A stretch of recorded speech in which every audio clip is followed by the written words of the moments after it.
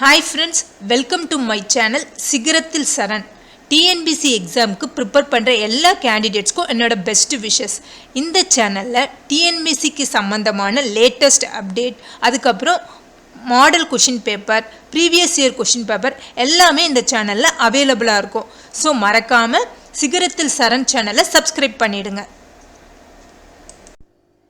இந்த வீடியோவில் நம்ம என்ன பார்க்க போகிறோம் அப்படின்னா, இது வரைக்கும் டிஎன்பிசி எக்ஸாமில் கேட்கப்பட்ட அடைமொழியால் குறிக்கப்படும் தமிழ் நூல்கள், இதை பற்றி தான் விரிவாக இந்த வீடியோவில் நம்ம பார்க்க போகிறோம்.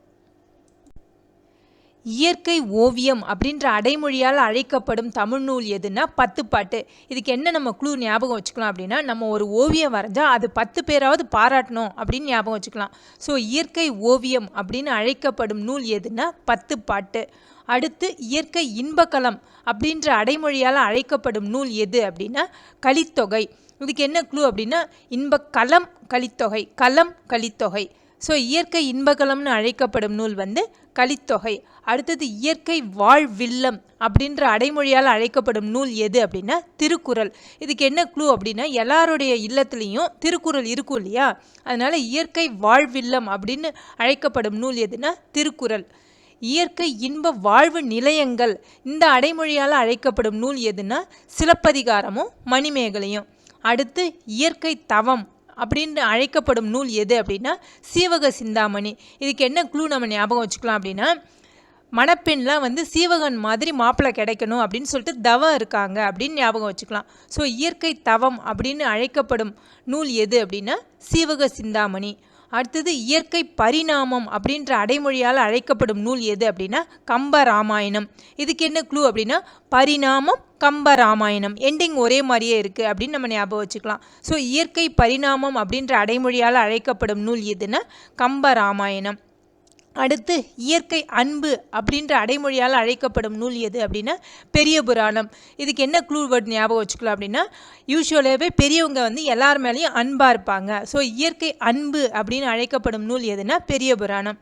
ஸோ இந்த ஸ்லைடில் என்னென்ன அடைமொழி இருக்குது அப்படின்னா, இயற்கை ஓவியம் 10 பாட்டு, இயற்கை இன்பகலம் கலித்தொகை, இயற்கை வாழ்வில்லம் திருக்குறள், இயற்கை இன்ப வாழ்வு நிலையங்கள் சிலப்பதிகாரம் மணிமேகலை, இயற்கை தவம் சீவக சிந்தாமணி, இயற்கை பரிணாமம் கம்பராமாயணம், இயற்கை அன்பு பெரிய புராணம்.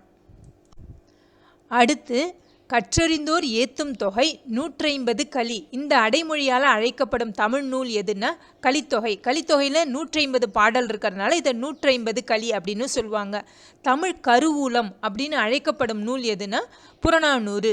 வஞ்சி நெடும்பாட்டு அப்படின்ற அடைமொழியால் அழைக்கப்படும் நூல் எதுனா பட்டினப்பாலை. ஸோ இந்த ஸ்லைடில் என்னென்ன அடைமொழிலாம் இருக்குது அப்படின்னா, கற்றறிந்தோர் ஏத்தும் தொகை 150 களி எதுனா கலித்தொகை, தமிழ் கருவூலம் எதுனா புறநானூறு, வஞ்சி நெடும்பாட்டு எதுனா பட்டினப்பாலை. அடுத்து பரிபாடலை பரிபாட்டுன்ற அடைமொழியால் அழைப்பாங்க. மலைபடு கடாமல் கூத்தாற்றுப்படைன்னு அழைப்பாங்க. திருமுருகாற்றுப்படையை முருகு புலவராற்றுப்படைன்ற அடைமொழியால் அழைப்பாங்க. முல்லைப்பாட்டை நெஞ்சாற்றுப்படைன்னு அழைப்பாங்க.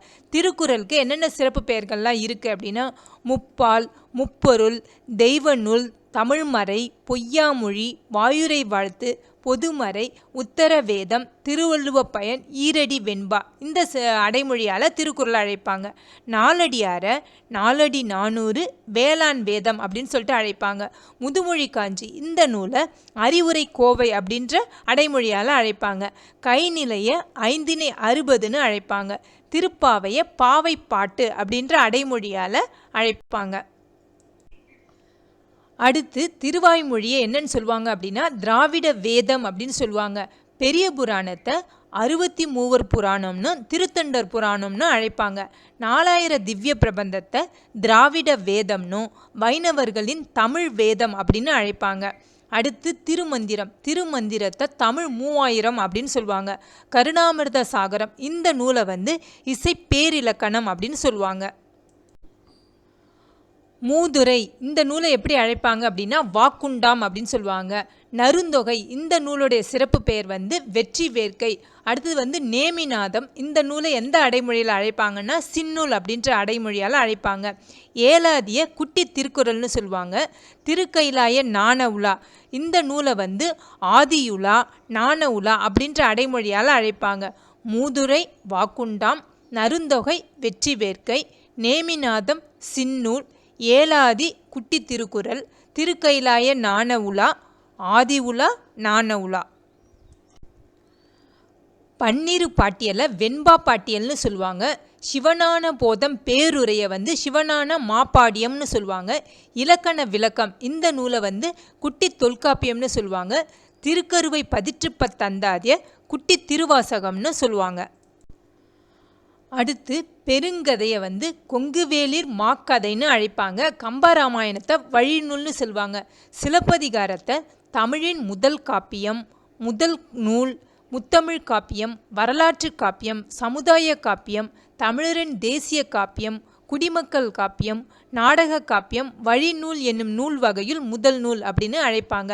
மணிமேகலையை மணிமேகலை துறவுன்னு சொல்லுவாங்க. சீவக சிந்தாமணியை மணநூல் அப்படின்னு அழைப்பாங்க. நீலகேசியை நீலம், நீலகேசி தெருட்டு, நீலகேசி திரட்டு இந்த அடைமொழியால் அழைப்பாங்க. கலிங்கத்து பரணியை தென்தமிழ் தெய்வ பரணி அப்படின்னு சொல்லுவாங்க.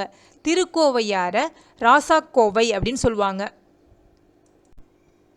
அடுத்து குறவஞ்சியை குரம், குறவஞ்சி நாடகம், குறவஞ்சி நாட்டியம் அப்படின்னு அழைப்பாங்க. உலாவை உலாப்புறம்னு சொல்லுவாங்க. தாயுமானவர் பாடல்களை தமிழ் மொழியின் உபநிடதம் அப்படின்னு அழைப்பாங்க. உங்களுக்கு இந்த வீடியோ யூஸ்ஃபுல்லாக இருந்தால் லைக் பண்ணுங்கள், கமெண்ட் பண்ணுங்கள், உங்கள் ஃப்ரெண்ட்ஸோடு ஷேர் பண்ணுங்கள். மறக்காமல் பக்கத்தில் இருக்கிற பெல் ஐக்கானை கிளிக் பண்ணி ஆல் நோட்டிஃபிகேஷனை எனேபிள் பண்ணுங்கள். அப்போ தான் நான் போடுற வீடியோவோட நோட்டிஃபிகேஷன் உங்களுக்கு உடனே வரும். ஸோ ப்ளீஸ் சப்ஸ்கிரைப் சிகரத்தில் சரண் சேனல். தேங்க்ஸ் ஃபார் வாட்சிங்.